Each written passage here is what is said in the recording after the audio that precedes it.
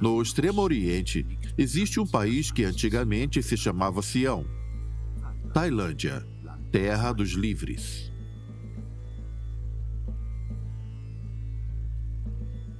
Em dezembro de 2007, os tailandeses comemoram um dia muito especial. Eles rezam pela saúde do seu rei. Hoje ele faz 80 anos. Milhares e milhares de pessoas enchem as ruas para tentar conseguir um vislumbre dele. O rei Bhumibol Adulyadej, Rama o Nono, soberano da dinastia Chakri, que governa o país há mais de 200 anos.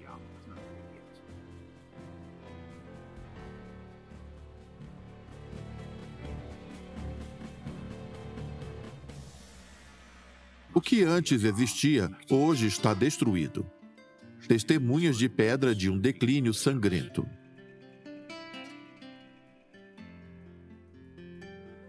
As ruínas dessa antiga cidade real, Ayodhya, lembram como o poder dos homens é transitório. A dinastia que governava aqui foi extinta há muito tempo, mas a Casa Real atual da Tailândia tem sobre si uma antiga profecia, que diz que a dinastia Chakri está destinada a perecer após 9 reis. Bhumibol, o Grande, como ele é chamado aqui, é o 9º rei.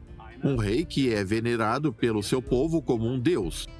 Em nenhum outro país do mundo, a ligação entre o monarca e o povo é tão intensa, tão religiosa quanto aqui na Tailândia. O que acontecerá quando o rei não estiver mais entre nós? E o que cochicham as pessoas entre si?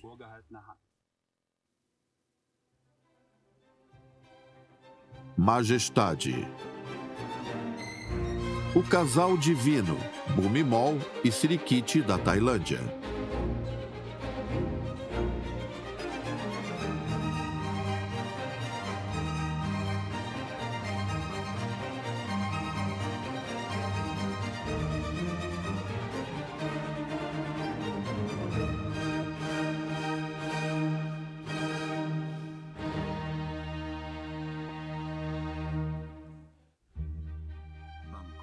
Bangkok, ponto de encontro de 10 milhões de almas.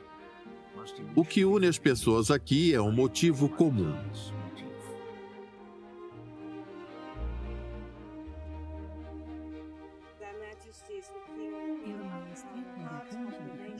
Suas Majestades, o Rei e a Rainha, são o coração da nossa nação. Quando voltamos do exterior e vemos as imagens deles, sabemos que estamos de volta em casa. Toda segunda-feira é dominada pela cor amarelo, a cor do rei, que nasceu em uma segunda-feira.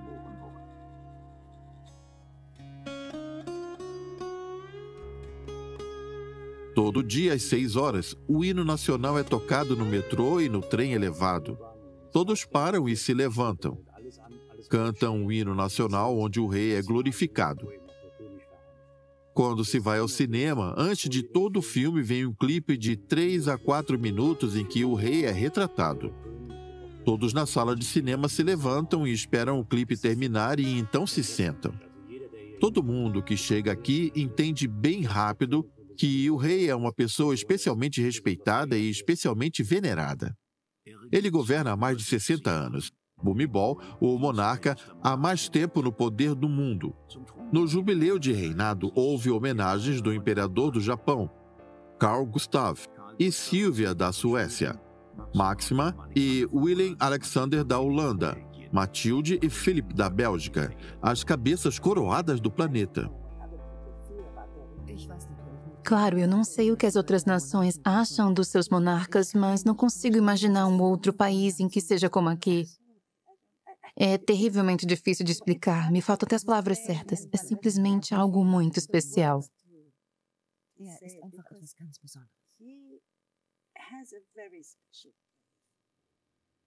Hoje, Bangkok é uma metrópole pulsante do Sudeste Asiático.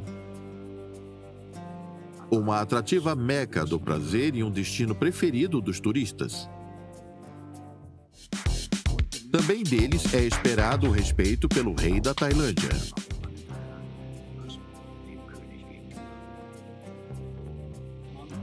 Às vezes, quando eu percebo que eles não conhecem muito bem o assunto, não conhecem o país, dizemos que eles têm que manter uma conduta a respeito. Não se deve emitir opiniões negativas em público, senão você comete crime de lesa-majestade e arranja problemas com a lei. Lesa-majestade, o delito contra o rei, é punido criminalmente na Tailândia. Os tailandeses se ofendem facilmente quando se trata apenas de uma imagem de Sua Majestade. Em dezembro de 2006, o suíço cometeu esse crime. Pelo que sabemos, aconteceu que ele bebeu demais e, passando por uma rua em Chiang Mai, ele fez a besteira de pichar retratos do rei com tinta preta em praças e lugares onde havia câmeras de vigilância. O suíço blasfemador do rei ficou 4 meses em prisão preventiva e então foi processado. Os seus advogados o aconselharam a declarar-se culpado e demonstrar arrependimento. Isso aliviaria sua pena. Assim, a promotoria pediu a pena máxima e ele já era relativamente velho. Ele teria que passar o resto da vida na cadeia. O coitado então foi condenado. Estava claro desde o início que não haveria perdão. Uns dias depois, o rei anistiou ele e foi deportado. Uma graça que nem todos recebem. Aos olhos dos seus súditos, Bhumibol é mais Deus do que homem. Ele é de carne e osso, mas é santo e, portanto, intocável. Mesmo quem despacha com ele não pode chegar muito perto. Quem não respeita isso se torna persona non grata. Na Tailândia, só se fala do lado maravilhoso, amável e magnífico do rei. Não se conta uma história diferente dessa. As pessoas só conhecem a família real boa e generosa. Eles não a questionam. Eles têm medo do lesa-majestade, medo de serem mandados para a prisão.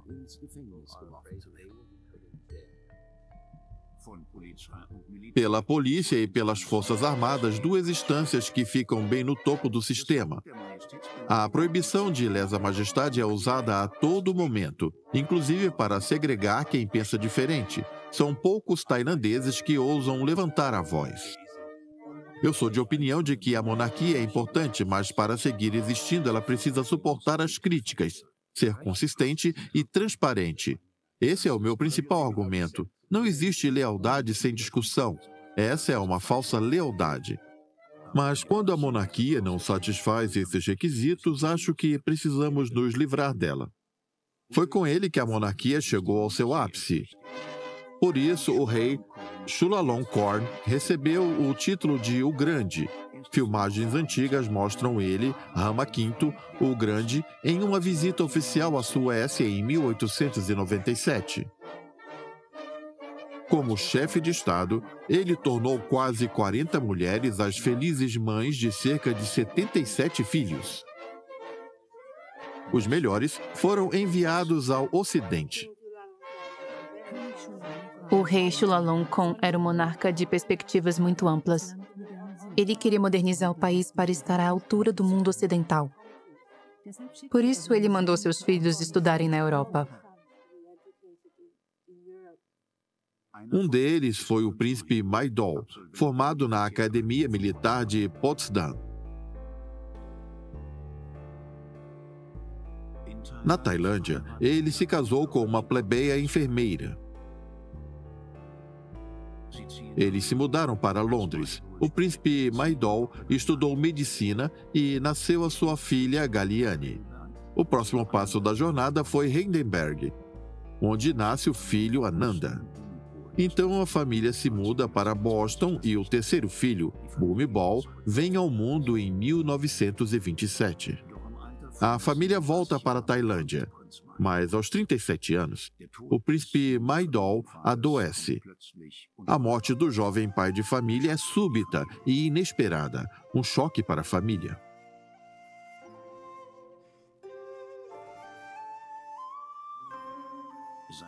Sua mulher e filhos voltam a morar na Europa, no Lago Le Mans, na Suíça.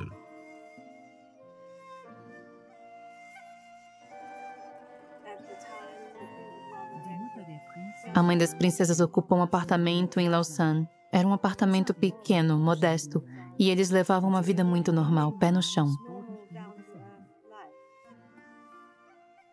Os órfãos de pai agora tinham uma figura paterna. Meu pai foi professor particular dos 2 meninos por 17 anos. Eles eram realmente como uma família. Aprenderam a escalar montanhas, colher cogumelos, tudo aquilo que se faz na Suíça, e que era saudável e instrutivo para os meninos.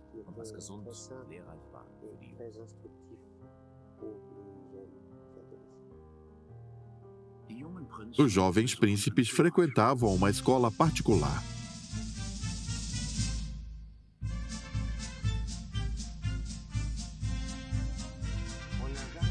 Nós nunca fizemos distinções, éramos todos iguais. Os dois nunca agiam como se fossem melhores do que nós. Eu sou o príncipe, ou coisa do tipo. Nós não tínhamos receio de tocar neles, nem demonstrávamos um respeito especial. A gente chamava Bumibol de Bumi Bumi. A vida de Ananda, o mais velho dos dois, logo mudaria. A crise econômica mundial não poupou a Tailândia. O rei, em exercício, é acusado de ser esbanjador. Ele está exatamente no campo de golfe real quando recebe a notícia de um golpe de Estado. As pessoas estavam insatisfeitas. Elas queriam pôr um fim ao controle arbitrário que a Casa Real tinha sobre os bens e imóveis, e também pôr fim a uma riqueza toda dela. Esse rancor foi crescendo constantemente e culminou em um golpe em 1932, quando os cidadãos unidos aos militares derrubaram a monarquia absoluta. Rama VII foi para o exílio como monarca constitucional. Ele não quer governar como representante sem poder. Em 1935, ele abdica. A situação política que se seguiu foi muito instável. Houve todo tipo de conflito. Talvez fosse de se esperar, mas de qualquer forma foi um choque para os tailandeses. Um reino sem rei nenhum. Era algo que nem os golpistas tinham desejado.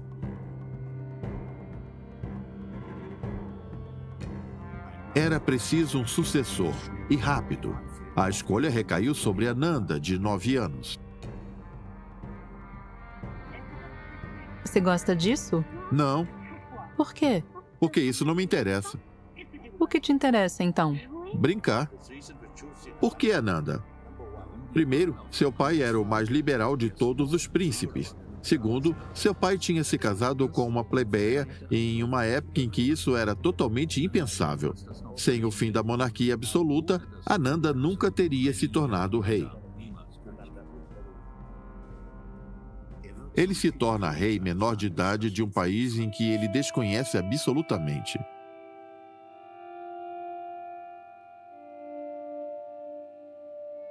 Mas, em um primeiro momento, a vida do jovem regente e de seu irmão menor, Bumibol, segue correndo na Suíça. Os irmãos vivem como gêmeos. Eles eram muito próximos e inseparáveis. Ananda estudava direito, porque ele era o sucessor do trono. Bumibol optou pelas ciências naturais. Mais tarde, ele queria atuar no séquito do seu irmão, pelo bem do seu país. Depois da Segunda Guerra Mundial, o país clamou pelo seu rei. O rei vive há mais de 10 anos com a sua mãe em Lausanne.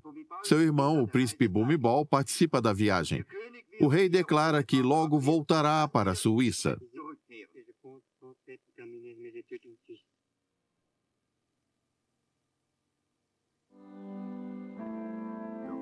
Mas é uma viagem sem volta.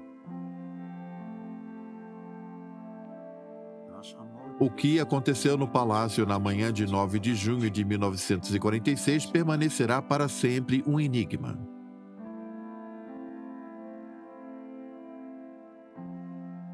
Bangkok, drama real na Tailândia. Em Bangkok, o jovem rei Ananda perdeu a vida de forma misteriosa. Ele foi encontrado morto no seu palácio com um tiro na cabeça. E não ficou claro se foi atentado, suicídio ou acidente. A primeira teoria é de que ele se matou. seja por descuido, brincando com a arma ou intencionalmente, porque estava desesperado com o seu destino e, na verdade, queria voltar para a Suíça. Por qualquer motivo que fosse, esse argumento era claro para todo mundo. A segunda teoria diz que inimigos da monarquia o assassinaram. O problema dessa teoria é que não beneficiaria ninguém, já que Ananda tinha um irmão mais jovem, Bhumibol, que imediatamente se tornaria rei. Portanto, a situação não teria mudado. A coroa passa para Bhumibol no mesmo dia. Ele vela o caixão do irmão por semanas. Para a corte, as circunstâncias da morte eram claras. Foi um atentado. Suicídio ou leviandade juvenil não correspondem à infalibilidade de um rei semelhante a uma divindade. Eu soube que os dois tinham pistolas Colt 45. Eles gostavam de dar tiros do segundo andar do palácio. Gostavam de brincar com armas. Esses acidentes acontecem com frequência onde há armas circulando. Ninguém sabe ao certo se foi isso que aconteceu, mas eu não sei exatamente o que aconteceu. Para mim, é claro que foi um atentado político. A corte procura e encontra assassinos, bodes expiatórios. 3 funcionários do palácio são acusados e condenados pelo assassinato do rei. 3 pessoas foram executadas. Inocentes, naturalmente. O processo passou por todas as instâncias: Juizado Criminal, Tribunal de Apelação e Superior Tribunal de Justiça. Mas todo o processo foi uma encenação. O próprio rei admitiu mais tarde, se o livro O Rei Revolucionário merece crédito, que esses 3 acusados eram inocentes. No entanto, na sua única declaração pública, ele se ateve à versão oficial do palácio. Como o senhor acha que seu irmão perdeu a vida? As investigações concluíram que ele foi morto com um tiro na testa. Foi provado que não se tratou de um acidente e tampouco de suicídio.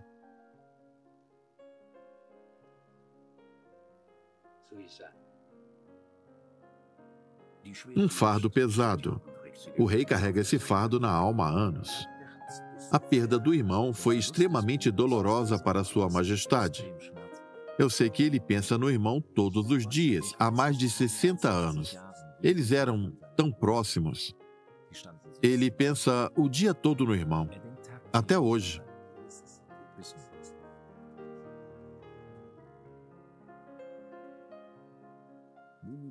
Bhumibol volta para a Suíça, desejando terminar seus estudos.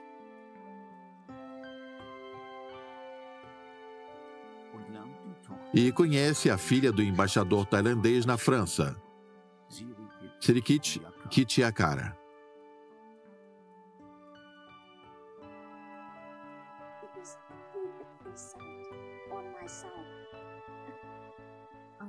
Não foi amor à primeira vista. Pelo menos do meu lado foi ódio. Ódio à primeira vista. Ele tinha sido anunciado para as 4 horas, mas só chegou às 7. E tudo que eu podia fazer era esperar e me conter. Seja educada, seja educada. Sirikit tinha 15 anos e era uma prima distante. Ela estava na flor da idade e era lindíssima. Toda vez que eu encontrava Sua Majestade, eu ficava maravilhada com a beleza dela. Simplesmente maravilhada.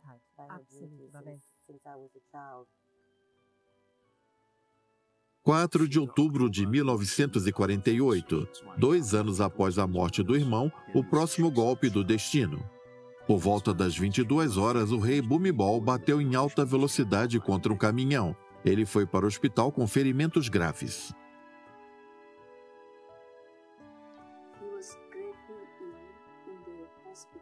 A polícia comunicou sua mãe e, quando ela chegou, ele nem a cumprimentou. Ele só tirou uma foto minha do bolso.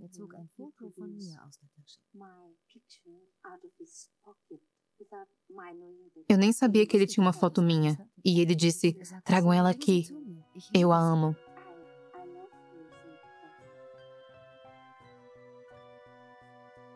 O rei se recupera, porém perdeu um olho.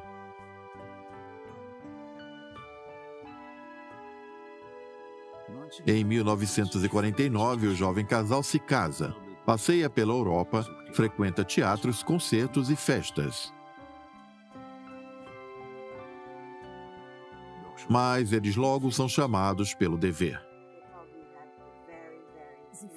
Eles levavam uma vida familiar sem nenhuma preocupação. Eu acho que ele era muito feliz na Suíça. Mas quando se é um líder de um país, não se pode decidir livremente sobre sua vida. A coroação, em 1950, é composta de costumes antiquíssimos, banhos rituais e unções. Cada ato e cada detalhe é elaborado para enfatizar a essência sacra e divina do rei. Ele consagrou toda a sua vida ao seu país e ao seu povo. Na coroação, ele fez uma promessa. Ele declarou para a Assembleia em alto e bom som: "Eu governarei o país para o bem do meu povo." A coroação parece um cortejo triunfal. Bhumibol e Sirikit são recebidos pela população como um casal real querido.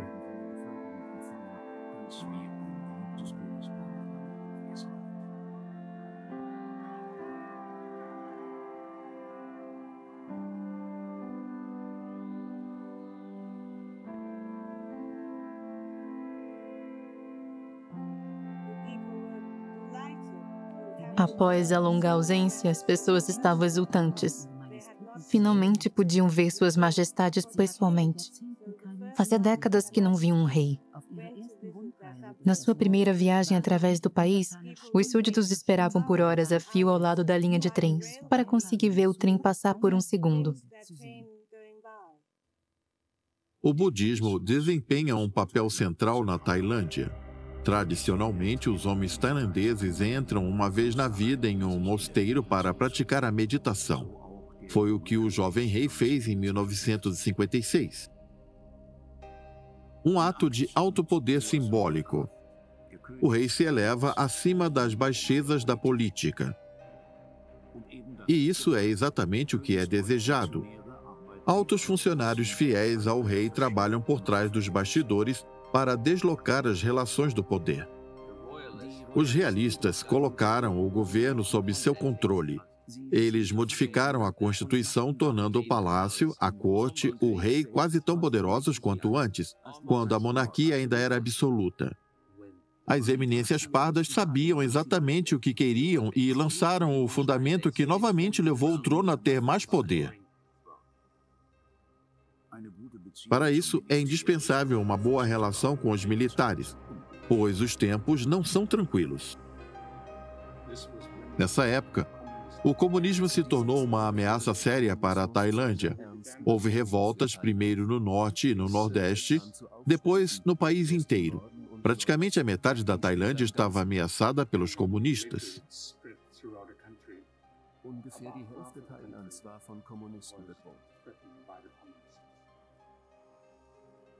No país vizinho, o Vietnã, a bomba já tinha estourado. Desde 1954, eles lutavam uma guerra civil entre o norte comunista e o sul. Os comunistas promoviam uma guerrilha impiedosa.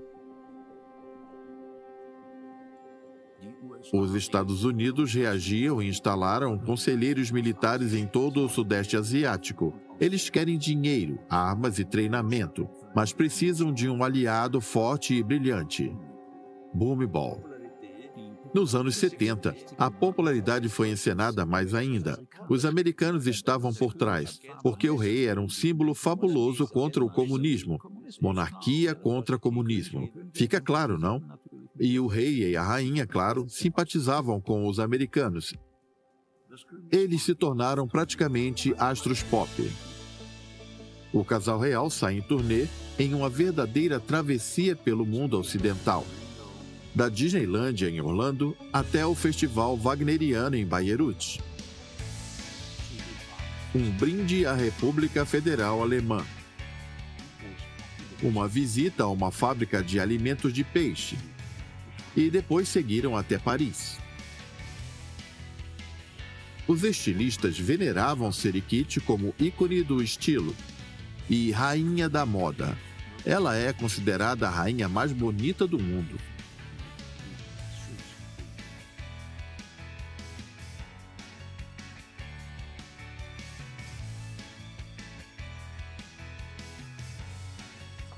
Ela era de uma beleza de tirar fôlego, mas uma beleza com muito charme. Além disso, ela era engraçada, muito animada. Era impossível não notá-la. Era uma alegria olhar para ela. Já ele era discreto nas suas aparições, mas se percebia sempre a personalidade que estava por trás. E ele era muito correto e também elegante. Eles realmente formavam um casal maravilhoso.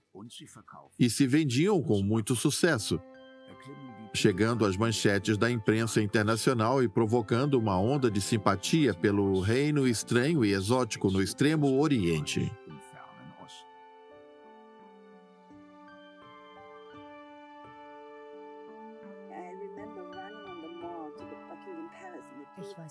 Não sei como fui parar no Palácio de Buckingham e finalmente vi o nosso rei, que tinha uma aparência muito tailandesa. Foi de tirar o fôlego para mim como tailandesa. Mas o engraçado é que não fui só eu que fiquei em lágrimas, mas também os ingleses à minha direita e à minha esquerda. Foi espetacular. A rainha era tão bonita e o rei era tão bem apessoado, mas de um jeito nobre, quero dizer, e não como um astro de cinema. Era muito bonito. O casal tem 4 filhos, um príncipe herdeiro e 3 princesas. Fora do protocolo, eles se apresentavam como uma família bem normal e se portavam de maneira totalmente natural. Claro, existe sempre um acordo de cavalheiros para sempre se demonstrar um certo respeito com eles, manter a distância, cuidar com o que se diz para eles e sobre eles. Mas fora isso, se dava muita risada, as pessoas se divertiam, pegavam sol, também se tomava banho de piscina. Tudo isso era totalmente natural. Para o jovem e dinâmico casal real, o esporte desempenha um papel especial na tribuna na vida real. Na época, o rei gostava de correr. Eu sempre o acompanhava nas corridas. A rainha também corria de vez em quando, mas ela preferia fazer aeróbica e nadar. A rainha é uma excelente nadadora. Ela podia ficar horas na água.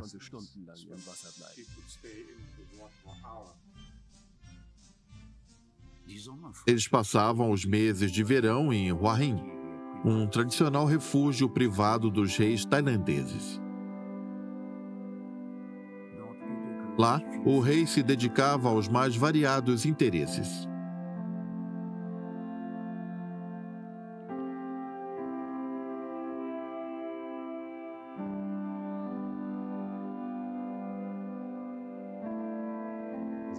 Mesmo nas visitas privadas, eu estava sempre com ele no seu ateliê ou ia dar uma olhada no que ele estava pintando ou no que ele estava trabalhando. E também se tocava música. Talvez a maior paixão do rei seja a música. Como o rei do jazz, ele se apresentou com estrelas internacionais como Lionel Hampton ou Benny Goodman. Na Tailândia, ele tocava com sua própria banda. Até hoje, eles se reúnem toda sexta-feira. O rei é um completo perfeccionista e é muito detalhista no que faz. Quando ele começa uma coisa, ele vai até o fim e insiste até atingir seu objetivo, mesmo se demorar anos. Seja velejando, pintando, fotografando ou compondo, no fim, ele sempre vence. O rei pode tudo e sabe tudo.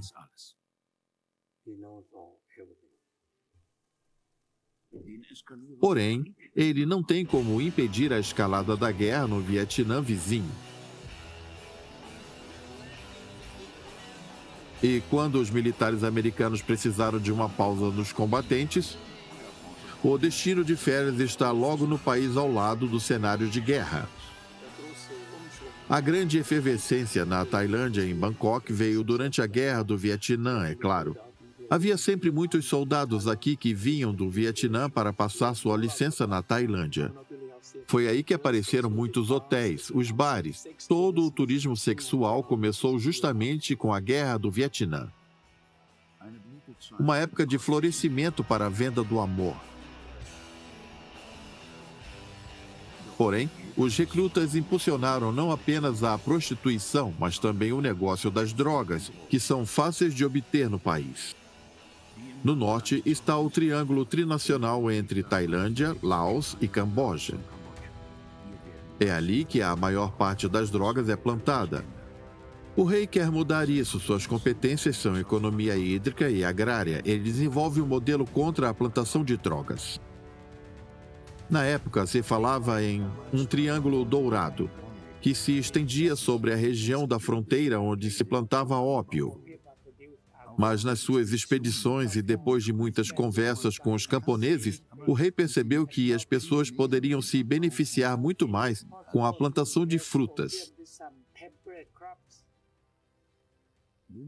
Bhumibol implantou diversos projetos de desenvolvimento e ele teve sucesso. No início, o rei pagou tudo do seu próprio bolso. Mas quando ficou claro que nós estávamos obtendo bons resultados, o que nós fazíamos estava certo e bom para o país, o governo participou dos investimentos. Mais de 2.000 projetos reais surgiram desde então, a partir do engajamento pessoal de Bhumibol. Sua esposa não fica para trás. Sua Majestade, a rainha, frequentemente acompanhava Sua Majestade, o rei, em suas viagens pelo país. A pobreza da população rural deu à rainha o que pensar e ela refletiu sobre o que precisava fazer para que as pessoas ganhassem mais dinheiro e pudessem alimentar melhor suas famílias.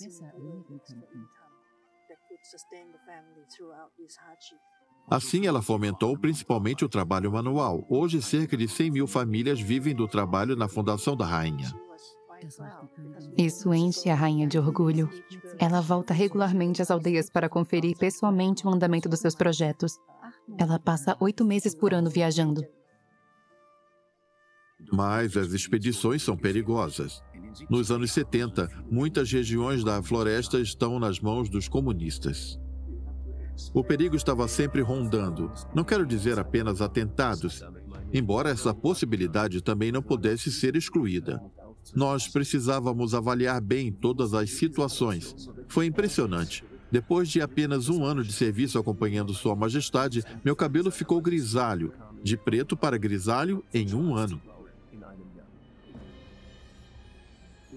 O rei cruza seu reino incansavelmente. Boas ações e autoimagem ao mesmo tempo.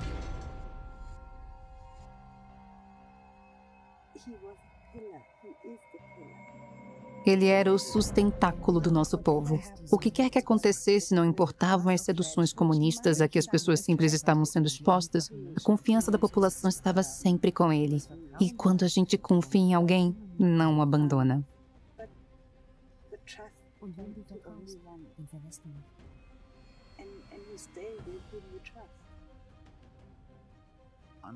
No início dos anos 70, o rei apoia a tendência geral de democratização do país.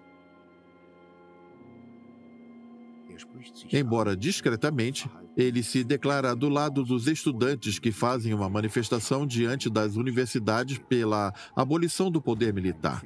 Um terreno perigoso, pois tudo indica uma tempestade.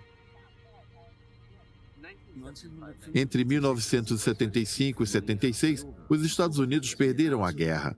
Eles se retiraram do Vietnã e os comunistas tomaram o poder no Camboja, Laos e Vietnã. Lentamente, o palácio foi ficando nervoso. O que foi que nós deixamos acontecer? Isso poderia se tornar muito perigoso. Eles subitamente viraram a casaca e passaram a ver os estudantes que protestavam como a oposição comunista perigosa. Eles simplesmente mudaram de lado.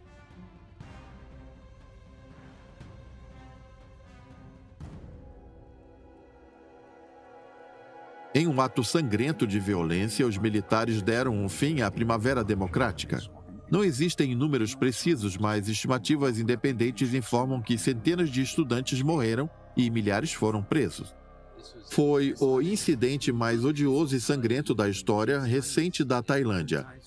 E os tailandeses não gostam de falar sobre o assunto, porque quando se fala sobre isso, automaticamente é preciso se perguntar o que o rei fez. 2 anos depois, o rei se posicionou. A família real está sempre sob os holofotes. O que nós fazemos é observado cuidadosamente, mas isso nem de longe significa que nós fazemos política. Nós somos neutros. Permanecemos neutros e nos esforçamos por uma coexistência amistosa. Esse é o caminho do rei.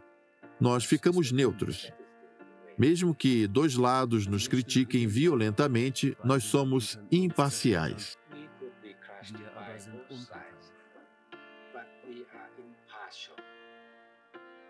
A democratização da Tailândia é periodicamente freada.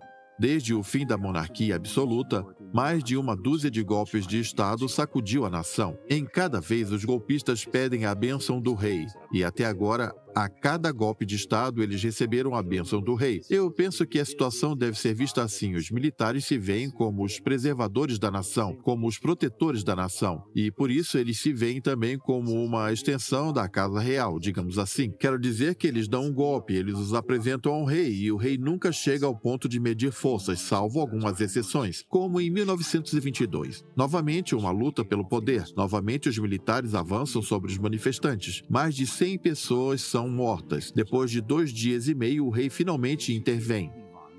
Ele convoca os rivais até sua presença. Diante das câmeras, ele censura a promoção de interesses próprios e condena a violência. Apesar de ele não ter meios políticos para tirar o poder deles, os litigantes perdem o moral. A intervenção do rei os obriga a bater em retirada e o rei se vale do seu trunfo moral. Sempre que rompe uma crise, nós, tailandeses, sabemos que existe uma salvação final. Nós sabemos quem vai nos ajudar. Quando ele não está jogando o pôquer da política, ele, como rei, faz o que os reis do resto do mundo fazem. Recepciona visitas de Estado e representa o país junto com a sua família. Seu maior suporte nisso é a sua esposa, a rainha Sirikit. Com o seu próprio aparato oficial, ele cultiva uma imagem de mãe cuidadosa da nação. Uma vez, em uma visita particular da rainha aqui em Munique, ela disse que estava exausta. E, conversando com ela, ela me disse que fazia, acho, 12 anos que ela não tinha um dia de folga nem tirava férias. Acho que são coisas que de fora não se vê, mas o serviço dela pelo seu país é realmente admirável. Depois de 50 anos atuando oficialmente, Bhumibol cada vez mais transfere funções aos seus sucessores. Cerca de 10 anos atrás, Sua Majestade se mudou para Hua Hin, a residência real de verão. Ele só vai a Bangkok para ocasiões oficiais, visitas de Estado ou eventos do tipo. Eu acho que Sua Majestade acabou pegando gosto e valorizando Hua Hin.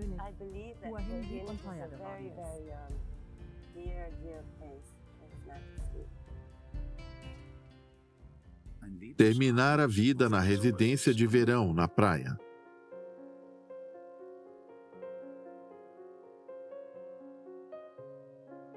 Mas a sua saúde está instável. Em outubro de 2007, ele dá entrada no hospital. O diagnóstico oficial é de doença vascular. Alguns médicos dizem que também é um derrame.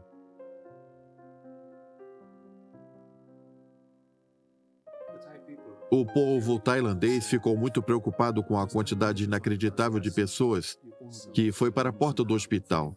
Milhares e milhares de pessoas. Eles ficavam sentados no chão, fazendo vigília pelo rei, apesar de não poderem fazer nada. Eu acho que o rei vê a sua doença como normal. Ele vê como uma circunstância da idade.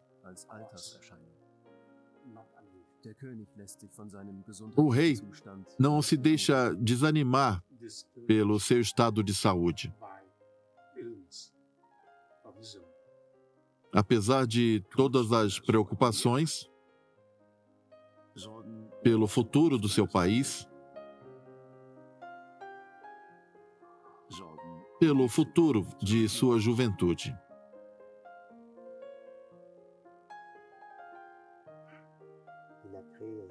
Ele se engajou tremendamente pela educação e elaborou diversos projetos com escolas. Há 12 anos, aulas gratuitas são oferecidas pela internet e televisão por satélite para crianças que não podem frequentar a escola por falta de recursos financeiros ou porque vivem em regiões distantes demais das escolas.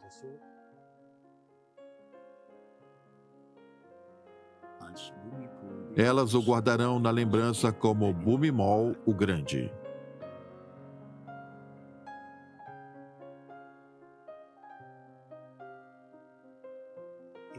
Eu penso que os serviços extraordinários do rei e da rainha foram que eles lentamente saíram dessa noção tradicional de realeza e, por esforço próprio, pelo próprio trabalho, ajudaram o país a entrar na modernidade. Ele recebeu um prêmio das Nações Unidas pela obra da sua vida, uma honraria que ninguém tinha recebido até então. Mas fica a preocupação sobre o que acontecerá depois dele.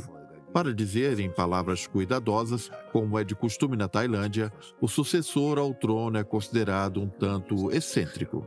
O rei não é imortal.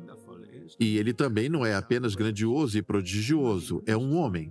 Ele tem forças e fraquezas. Quando se representa o rei sempre como alguém de dimensões sobre-humanas, o filho fatalmente faz má figura. O príncipe sucessor não é tão bom, mas também não é tão ruim quanto dizem. Ele é o que nós fazemos dele e o que nós deixamos que ele se tornasse. Ele aprontou algumas, mas nós o apoiamos totalmente. A culpa é nossa. Será que se cumprirá a profecia sombria sobre o fim da dinastia Chakri? Só as estrelas sabem o que o futuro trará. O presente é a Tailândia de Bhumibol, o Grande, um parceiro econômico estável e confiável para os países do mundo. Até seus críticos o respeitam nesse ponto. Independente de gostarmos ou não de suas visões ou da sua posição política, que eu considero antidemocrática, este rei é provavelmente o rei mais bem-sucedido do planeta Terra. Por quê? Porque o povo está com ele para o que der e vier. O amor deles pelo rei é autêntico e incondicional. Isso é um privilégio que quem vem de fora dificilmente compreende. Alguns de vocês estrangeiros dizem que o rei da Tailândia nunca sorri. Não é verdade. O rei gosta de sorrir. E quando ele sorri para nós, tailandeses, é o sorriso mais bonito do mundo.